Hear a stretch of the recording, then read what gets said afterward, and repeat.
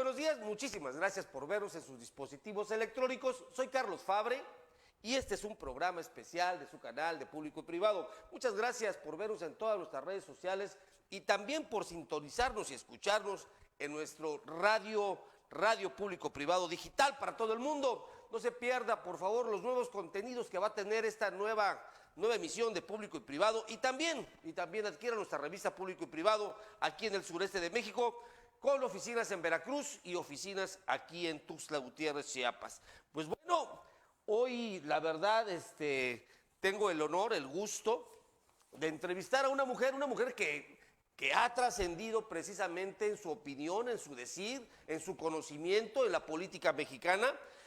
Sin duda alguna, ella es una mujer preparada en administración pública, una amplia trayectoria legislativa, doctora en historia, exgobernadora en Yucatán, 3 veces diputada federal, senadora de la República, en 4 legislaturas por el Partido de la Revolución Institucional. Actualmente ella preside, nada más y nada menos, esta de verdad muy observada, muy discutida esta legislatura, y ella preside la mesa directiva de la Cámara Federal de Diputados. Hoy, como lo platicaba hace ratito con ella, en su último año de trabajo legislativa. Bienvenida, doctora Dulce María Sauri Riacho. Muchas gracias por estar en Público y Privado. Muchas gracias por la invitación. Pues de verdad que es un gusto tener una personalidad como usted para nosotros aquí en Veracruz y en Chiapas, porque definitivamente las cosas que suceden en el centro y más en esta legislatura han sido ampliamente discutidas de diferente ángulo. Usted sabe que en esta administración ha habido 2 Méxicos, un México del norte, un México del sur. Ha habido siempre contras, ¿no? En todo, están los chairos, están los fifís. Entonces, de esta manera se discuten diferente los temas. Pero en este caso, en este último caso, y me refiero al tema de la ley Saldívar, que así la han catalogado, pues ha sido muy controversial y ha sido muy contundente los pronunciamientos por muchos especialistas y muchos juristas. Y yo le quiero preguntar, para iniciar este programa, su percepción al dirigir usted esta legislatura, al estar en la mesa directiva y toparse con esta situación. ¿Cuál es su percepción, mi querida diputada? La primera cuestión, Carlos, es decir que como presidenta de la mesa directiva de la Cámara de Diputados, mi responsabilidad central es lograr que fluya el debate parlamentario. Necesito garantizar que mis compañeras, mis compañeros cuenten con los instrumentos que nos da el debate, cuenten también con el tiempo necesario para poder estudiar los asuntos, desde luego con particular intensidad de las comisiones responsables, pero también las y los diputados que finalmente con su voto van a aprobar o no o cualquier otro asunto. Entonces, la primera cuestión relevante fue que la mesa directiva, y en la atribución que tengo como presidenta, turné la minuta que vino del Senado, que ya en el Senado había habido alguna situación extraordinaria, fuera de lo ordinario de sus procedimientos parlamentarios, que había permitido que sorpresivamente pasase un transitorio con la prórroga del mandato del presidente de la Suprema Corte de Justicia. Bueno, pues precisamente por esa turbulencia legislativa que se generó, fuimos particularmente cuidadosos en la mesa de que se turnara a la Comisión de Justicia, que por cierto es la comisión dictaminadora, y para opinión a la Comisión de Presupuesto. Por cierto, Carlos, no puedo menos que mencionar que la Comisión de Presupuesto no mandó su opinión.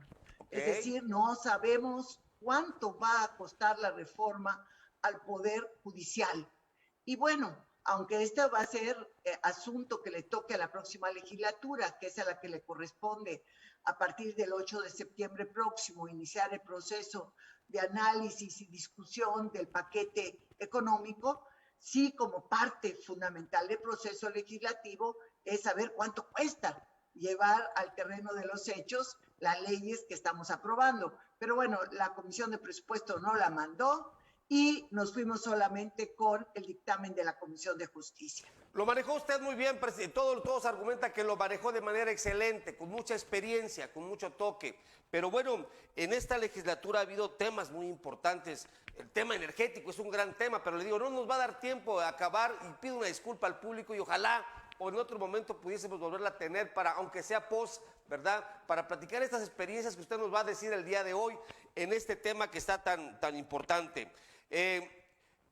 Quisiera, ver, aquí hay permítame muchas... hacerle una observación, Dígame, Carlos. dígame. ¿Por qué se ha despertado este nivel de interés sobre el tema? Porque por primera vez, en todos los años que tengo como legisladora, tanto en el Senado en 2 ocasiones como esta tercera oportunidad en la Cámara de Diputados, Sí. nunca me había tocado escuchar lo que escuché en la tribuna.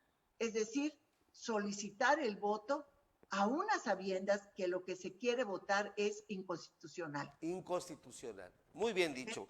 Eso para mí fue verdaderamente, pues, muy preocupante y puedo decirle que hasta cierto punto triste. Porque claro, que un legislador diga al Pleno, señores, aprueben esto, y si está mal, que la Corte lo corrija. Bueno, la pregunta que cualquier persona puede hacer es, si sabes que está mal, ¿por qué no lo corriges ahora, que es tu responsabilidad y tu oportunidad? Bueno, esa expresión la escuché en varias ocasiones. Fue lo que más se acercó a una defensa jurídica de esta situación. De acuerdo con no usted. Hubo otra. De acuerdo con usted. Políticas hubo muchas, en el sentido de la transformación del Poder Judicial, etcétera. Pero la defensa constitucional fue inexistente. Claro. Usted pertenece supuestamente, dice el presidente Andrés Manuel López Obrador, a una minoría rapaz que pretende regresar al poder. ¿Qué opinión le merece a usted esa mayoría que está sobrerepresentada a la Cámara, que ha sido uno de los grandes retos que me imagino que usted, como también parte de una bancada de oposición y presidenta, que ya nos dijo cuál es su misión principal, le merece a usted esa mayoría legal en la Cámara donde usted preside y haya pisoteado precisamente esta Carta Magna, ¿verdad?, de la República? Mire, una cuestión para mí importante desde que empezó esta legislatura. El proyecto político que ganó la mayoría de la voluntad de los mexicanos es el proyecto del presidente de la República. El presidente de la República dijo durante su campaña una serie de cuestiones que finalmente ya en la presidencia, incluso antes de llegar a la misma, siendo presidente electo, empezó a ejecutar. Yo no tengo ninguna observación para hacerlo. No me gustan los epítetos, nunca. Ni tampoco los que significan en algún momento halagos, porque creo que distraen del fondo de la cuestión. Entonces aquí hubo una mayoría que votó por un proyecto que el presidente de la República enarboló como candidato en su larguísima campaña por la presidencia. Hubo, por otra parte, un proyecto político que fue derrotado, o proyectos en plural que fueron derrotados. Yo no tengo absolutamente más que argumentar, considerando que parte de esos proyectos políticos que anunció el presidente van a causar mucho más retrocesos que avances para el país. Pero lo que nunca dijo el presidente de la República como candidato en sus 18 años de campaña es que iba a violar la Constitución. Claro, definitivamente Eso sí. es lo que no dijo. Eso es lo ni que él, no dijo. Ni el grupo parlamentario que se conformó al amparo de esa popularidad extraordinaria que tuvo el candidato y hoy presidente de la República. Y de ese nivel han sido los comentarios, porque el presidente también de la bancada de Morena se ha atrevido y lo dijo públicamente, creo que en esa misma sesión, que bueno, si le quedaba corta la Constitución a la 4T, pues habría que hacer muchas cosas, ¿no? Bueno, yo creo que fue una expresión, vamos a decir, excesiva por parte del coordinador de la mayoría, que es una persona muy prudente en lo general, ¿no? Pero el debate estaba en uno de sus momentos más cálidos. Entonces, esa expresión o esa dualidad o esa disyuntiva entre la justicia y la ley, puede existir quizá en el debate de los intelectuales y de los académicos y de los políticos, pero no de los legisladores. Oiga, presidenta, usted juró ante la Constitución hacerla valer y respetar las leyes que de ella emanen. ¿Es correcto? Así lo hacemos no solamente quienes rendimos protesta como diputadas, diputados, legisladores, sino también el propio presidente de la República. Y si usted contradice la misma Constitución, ¿sería usted acreedora? Pregunto, usted que es una gran jurista y también legisladora, ¿a lo mejor a un juicio político en lo posterior? A ver, me parece que hubo un argumento que se desarrolló en la tribuna que tiene que ver con el perjurio.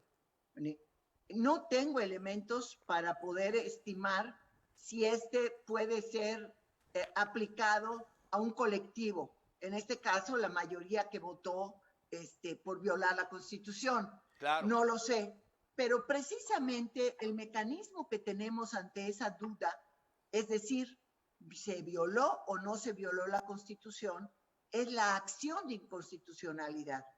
Es decir, esta herramienta, vamos a decir, o este recurso de minorías que cuando avasalla un voto mayoritario y se presume que hay una violación constitucional, acude a la Suprema Corte de Justicia, que finalmente es la que resuelve, en definitiva, si es o no constitucional una disposición. Muy seguramente esta reforma va a ser objeto de una acción de inconstitucionalidad. Entonces, más que la opinión en un debate parlamentario, claro, es finalmente la resolución de la Corte que va a calificar la constitucionalidad. Bueno, pero aquí... Carlos, permítame decirle que yo no he encontrado, y hubo mucho que se escribió y mucho que se dijo a partir del viernes que se aprobó esta disposición, no he encontrado un solo argumento, uno argumento jurídico que señale que esta es una disposición constitucional. Qué interesante, ya lo ha mencionado 2 veces en el programa, qué interesante ese análisis que usted hace. Y yo le pregunto algo, vamos en el camino hacia el fondo, ¿le parece? Vamos moviéndonos. Por ejemplo, esta situación de que el presidente desprecie a los otros 10 ministros diciendo que solamente el señor Saldívar pudiese, ¿no?, solventar las situaciones que, bueno, o las necesidades que precisamente requiere esa corte y ese poder judicial, y diga que los otros no pudiesen hacerlo. ¿No se le hace a usted que a lo mejor estarían solamente de adornos y nos preguntaríamos qué hacen ahí entonces y por qué posiblemente sean omisos al decir que pues aceptan la propuesta que se está manejando ahorita ya en el Senado y ya en la Cámara de Diputados? ¿Cuál es su opinión sobre este tema? Y sobre todo, que si es, obviamente, al conocer la acción de inconstitucionalidad, se llegue a presentar una crisis constitucional en México ante la eventualidad del desconocimiento o la apatía de los otros 10. A ver, la primera cuestión es que el debate no es por 10 personas. Sí. Por cierto, 3 de ellas propuestas por el propio presidente de la República al Senado, que los eligió. No vienen de ese pasado oscuro que le gusta describir al presidente, no son de su presente. Entonces, bueno, más allá de las personas, la disyuntiva es si somos un país de instituciones o somos un país de caudillos. Ese viejo debate que parecía haberse agotado cuando concluyó la etapa del presidencialismo autoritario atribuido al Partido Revolucionario Institucional, renace con una enorme fuerza. Yo le podría decir, en un país de instituciones, quien presida la Suprema Corte de Justicia no es lo prioritario, sino la aplicación de una legislación muy amplia, profunda, de reforma al Poder Judicial de la Federación. Ese debería de haber sido el centro del debate parlamentario, que desafortunadamente por esta intentona de prórroga en la presidencia se desdibujó completamente. Pero la disyuntiva, insisto, somos y queremos ser un país de instituciones cada vez más fuertes o queremos retroceder a la época del caudillo, Claro. que afortunadamente a partir de 1929 eran caudillos sexenales, aun cuando, y si hay oportunidad, abundaría un poco sobre esto, Sí. En 1928 a 1936 fue la etapa del maximato. ¿Vale? Otra Toca- vez, Voy a tocar un tema que es coyuntural porque lo hemos discutido mucho en muchas mesas de análisis aquí en público y privado. Si existe y qué tan importante es precisamente, digo si existe, porque usted está en uno de los más observados precisamente, los contrapesos en el sistema político y democrático de México. ¿Existe? bueno, existen contrapesos formales, ¿vale? Que son los que guardan la relación entre los tres poderes de la Unión, los órganos constitucionales autónomos que también actúan como contrapesos y los contrapesos fácticos, digamos, los poderes fácticos que actúan en el país. Pero yo me limitaría a los contrapesos formales. Claro. En este momento, la Cámara de Diputados vive un periodo que se inició el 1 de septiembre de 2018, en el que por primera vez desde 1994 el partido del presidente de la República tiene mayoría absoluta en la Cámara de Diputados y en el Senado de la República, en los dos poderes. Entonces, de manera pregunta expresa, directa, ¿no es un contrapeso el poder, el Congreso del Estado, el Congreso Federal, perdón? En este momento y en esta coyuntura no lo ha sido. No es un contrapeso para el Ejecutivo. Sí lo fue a partir de que el PRI perdió la mayoría absoluta en 1997 hasta el septiembre de 2018. Ya veremos qué señalan o qué dicen las y los electores el próximo 6 de junio, en un poquito menos de 6 semanas. Esta postura del presidente de la República de decirle al proponer precisamente este tema del Saldívar, esta ley Saldívar, le pone al mismo Saldívar la encrucijada o la decisión de decir, ¿estás conmigo o no estás conmigo? ¿Lo cree usted así? A ver, formalmente, permítame decir que no propuso el presidente de la República este transitorio número 13. En el Senado de la República, un senador del Partido Verde, fue correcto, el que sacó el conejo de la chistera en un último momento. En un procedimiento parlamentario, por cierto, que yo lo estudié porque me pareció muy extraño. También he sido senadora y ya exigió una gran planeación legislativa y una gran imaginación para poder llevar en el último momento, en la parte de los transitorios que se separaron de las otras 7 leyes y reformas, sin que conociera el Pleno del Senado la reserva que se iba a presentar. Por eso digo que fue como sacar el conejo de la chistera, ¿no? Sí, de un transitorio de una reforma constitucional, sí, ¿no? Pero acá el presidente de la República no lo propuso, ahora, que su grupo mayoritario de Morena haya encontrado este camino, diríamos, así como hay planeación fiscal para evadir al fisco, también aquí hubo planeación legislativa para evadir a la Constitución. Pero bueno, se dio esa situación. Pero sí cabe señalar y subrayar que el presidente no mandó la iniciativa con ese transitorio. Se construyó en el Senado. Se construyó Ahora, en el Senado. El presidente lo ha adoptado con una gran simpatía. Lo ha defendido desde el púlpito todas las mañaneras. Lo ha defendido. Carlos, que solamente con el ministro Saldívar se puede ejecutar esa reforma. Pero esa es otra cuestión. En la Cámara de Diputados sí se debatió ese transitorio. Le digo que yo lamento que otros aspectos muy relevantes de la reforma del Poder Judicial Federal no se hayan podido abordar porque desde un primer momento el 13 transitorio dominó el debate. Claro, claro. Bueno, vamos a decir que no lo puso el presidente, pero lo pone en una situación bastante comprometedora y ese silencio escandaloso, como lo han llamado algunos analistas del señor Saldívar, también lo que genera un ruido muy importante en esto. ¿Cuál es su opinión de ese silencio? Que a mí me hubiera gustado oír al ministro Saldívar de la acción de inconstitucionalidad cuando se prorrogó el periodo de los magistrados electorales. Claro. Y por cierto, lo más interesante del caso, Carlos, es que el presidente Andrés Manuel López Obrador, que era presidente de Morena, fue el promovente de esa acción de inconstitucionalidad contra la prórroga.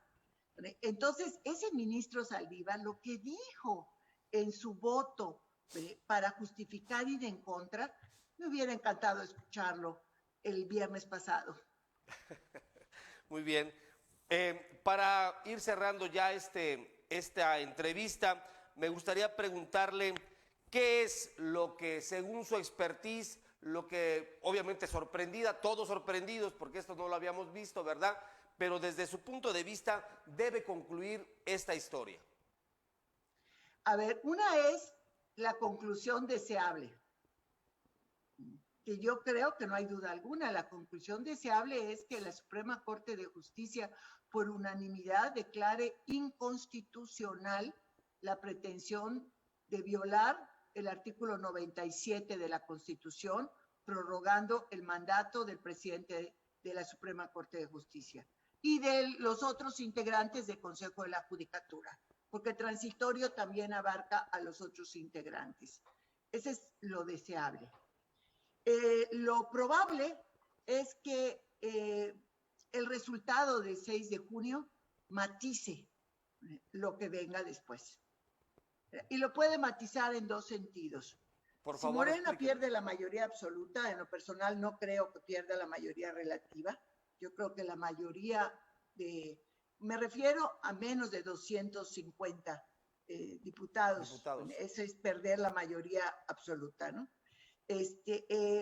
Van a tratar de ver si esta determinación es muy costosa mantenerla, costosa políticamente hablando me refiero, y pasa a la acción de inconstitucionalidad, declaran inconstitucional esta disposición y se pone a trabajar la Suprema Corte sin distracción alguna en la instrumentación de la importantísima reforma judicial aprobada, ¿no? Si Morena logra conservar la mayoría absoluta que tiene en este momento en la Cámara de Diputados, muy probablemente veamos que acercándose el final de la presidencia del ministro Saldívar, él ponga a consideración del Pleno la acción de inconstitucionalidad. Porque recordemos una cosa, esa atribución del presidente de la Suprema Corte de Justicia, el proponer los asuntos que van a discutirse en el Pleno. Y él podría llevar esta situación hasta finales de 2022, porque su presidencia concluye el 31 de diciembre de 2022. Entonces, para esa fecha ya tendría que estar resuelto el tema. Ok. Lo que nos preguntamos todos los mexicanos, ¿esto es un round de sombra o es la antesala de una reelección presidencial, según su opinión? A ver, mire, más que antesalas o round de sombra, permítame decirle, Carlos, que es muy clara la disyuntiva. O somos un país de instituciones o somos un país de caudillos. Ahorita el caudillo está diciendo que se quede el presidente de la Suprema Corte de Justicia. Rompiéndose el orden constitucional, entramos a un ámbito en lo que cualquier cosa es posible. Y no me gustaría especular sobre a dónde nos puede llevar eso. Vuelvo a insistir, la disyuntiva es o continuamos construyendo instituciones o nos volvemos al pasado, y cuando hablo de pasado estoy hablando tal vez de la época de Porfirio Díaz. No estoy hablando después de 1917, con todos los problemas que hubo en la construcción del Estado de la Revolución. No hablo de eso, hablo del porfiriato, Hablo del tiempo en que Porfirio Díaz una y otra vez señalaba que no podía dejar la presidencia porque se rompería el orden constitucional y la paz en México.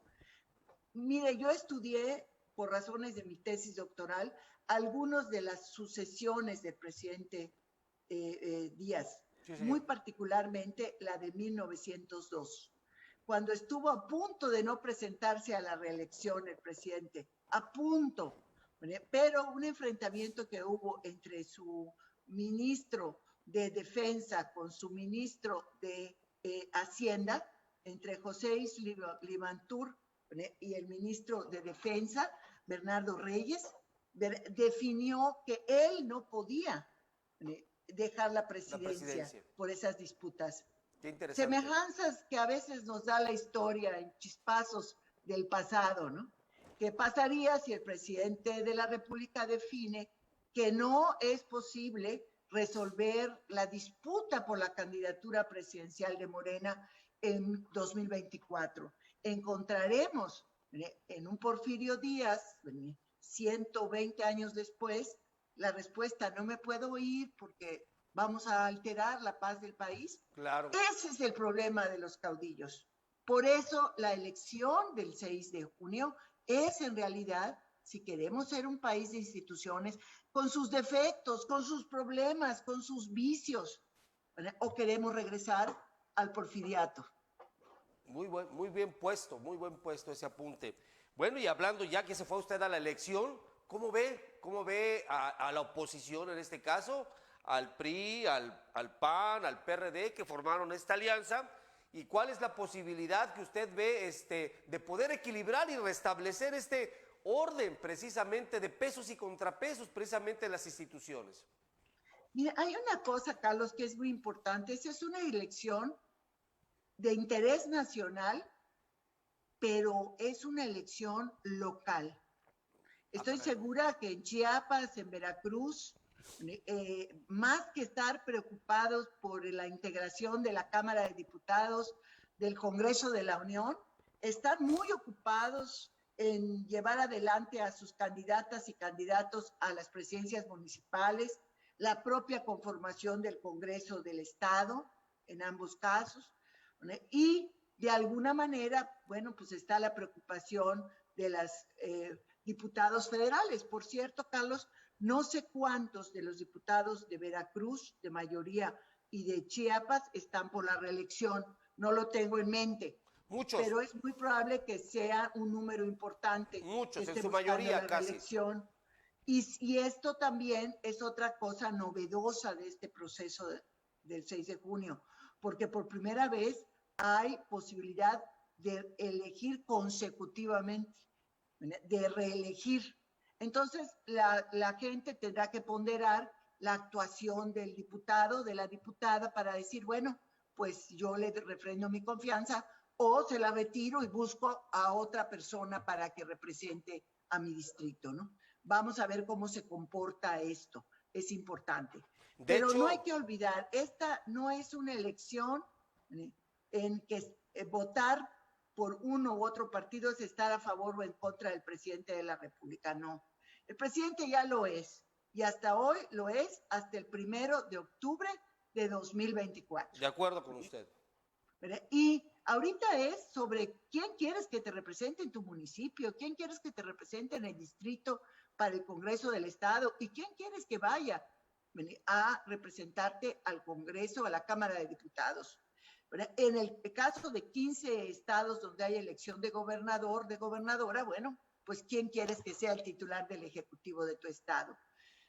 No es un referéndum sobre el presidente de la República. Para eso ya habrá oportunidad, si finalmente se da, a principios de 2022. Pero muchos analistas coinciden que sin 21 no hay 24.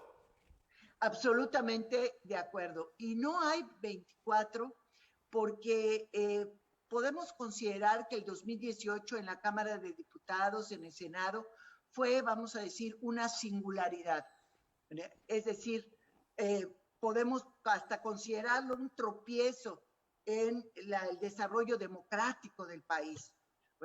¿Por qué? Porque el desarrollo a partir de 1997 tenía una característica fundamental que era la pluralidad, la diversidad de las fuerzas políticas representadas en la Cámara de Diputados y en el Senado.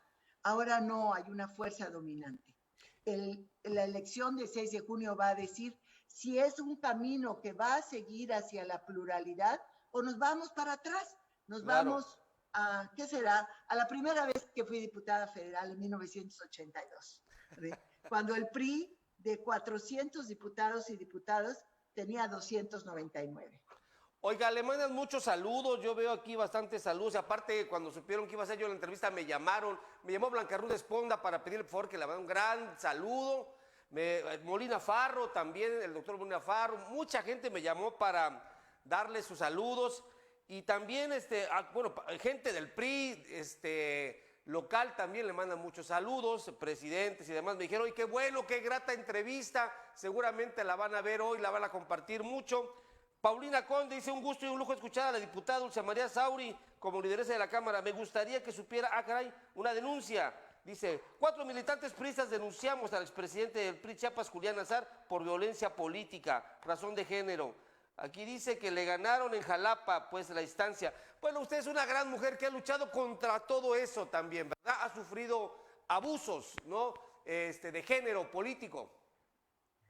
Lo que he buscado a lo largo de mi trayectoria de vida profesional y política es ampliar los espacios de participación para las mujeres en general. Y lograr esto implica combatir frontalmente toda forma de violencia que inhibe el derecho de las mujeres y las niñas a una vida libre de violencia. Entonces, ahora, obviamente que hemos en esta legislatura que nos autonombramos, y la verdad es que con toda razón la legislatura de la paridad ha avanzado en forma muy sensible, muy importante en legislar para prevenir, para atender, para sancionar y buscar eliminar la violencia en general, pero muy particularmente la violencia política contra las mujeres. Le piden su apoyo, pues bueno, ahí está su consejo, que no desistan, ¿no? Hay que seguir. Tenemos ya la plataforma de las leyes, pero las leyes son un primer e importantísimo paso, pero ni remotamente el último. Hay que hacerlas efectivas. Y muchas veces para poderlo hacer hay que ir a los tribunales y demandar que se aplique la ley. Es algo que las mujeres no estamos muy acostumbradas a hacer. Afortunadamente, las mujeres más jóvenes son las que no están conformes y van y utilizan los recursos necesarios para hacer valer la ley. Antes de que nos vayamos, muchos nos han preguntado su análisis sobre el tema de la ley energética. ¿Cómo queda el asunto? ¿Cómo queda el planteamiento de esta, pues otra propuesta de ley energética? ¿Cuál es su análisis, por favor? A ver, déjeme decirle con pocas palabras que huele a naftalina. ¿Se acuerdan como cuando poníamos la ropa con bolitas de naftalina para que no lo comieran?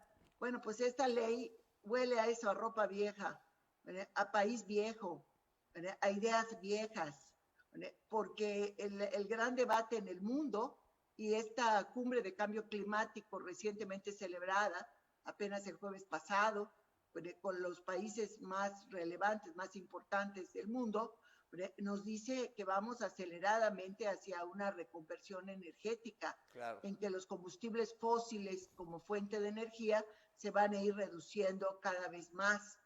Y México, el Ejecutivo Federal, la política del presidente de la República está justamente empeñado en desarrollar al petróleo como fuente principal de energía para México. Entonces, por eso digo que huele a naftalina la política energética. Y está fuera de encuadre, ¿no? Y por cierto, su comentario sobre este jonrón que quiso colocar doble el presidente hablando de migración en un tema de la cumbre climática, ¿cuál es su opinión? Bueno, creo que el presidente de la República está convencido, y así lo ha practicado, que la mejor política exterior es la política interior. Entonces, no me extraña que el presidente haya hablado de cuestiones de política interior en una cumbre mundial, ¿no? Bueno, muy bien. Rubén Suárez le manda muchos saludos, presidente del PRI estatal. Pues mucha gente la quiere saludar seguramente. ¿Cuándo viene a Chiapas? Le invitamos. Bueno, ahora que me ponga mi segunda dosis de AstraZeneca y ya me dé mi papelito, voy a salir con mucho gusto a Chiapas, que me encanta, me fascina. Es un estado que como en mi actividad política tuve oportunidad de conocer, pero que he recorrido como turista disfrutándolo. Así que ojalá que ya con mi certificado, mi segunda dosis, quede liberada para viajar. La vamos a ver después del Congreso. ¿En dónde? ¿Cuáles serán sus escenarios, licenciada? Doctora. Mire, yo concluyo el 31 de agosto. Definí que como presidenta de la mesa directiva en este último año no estaba en condiciones de buscar la reelección. O sea, también no sé si mi partido me hubiera postulado, pero yo no estaba en condiciones de buscar la reelección porque no se puede ser árbitro y estar en el terreno de juego como candidata. Y cuando concluya el 31 de agosto, pues voy a empezar a pagar mi déficit de familia, que estos 3 años la verdad es que ha sido bastante cuantioso. Sí, la verdad que sí. Bueno, pues es otro tema que le tenemos pendiente con ustedes, el tema de la reelección, un tema que pensamos que los 4T iban a defender la no reelección, increíblemente son los más a favor de la reelección, todos se están reeligiendo, pero bueno, eso es muy importante. Ayúdeme a terminar esta frase, por favor, doctora, si es tan amable. Yo, Dulce María Sauri Racho, quiero ser recordada como quien hizo lo necesario para que siguiera avanzando la democracia en México. Muchísimas gracias. Tenemos pendiente otra entrevista y está abierta una invitación para venir a Chiapas. Muchas gracias. Muy buenos días. Muy amable, qué generosa. Muchas gracias a usted que nos vio aquí hoy en Público y Privado, una gran entrevista con una gran mujer, al cual nos da mucho gusto nos haya atendido el día de hoy. No se olvide, nos vemos en la próxima. Gracias. Los programas de mayor contenido del Sureste, radio y revista, ahora en una app. Descárgala y únete a Público y Privado.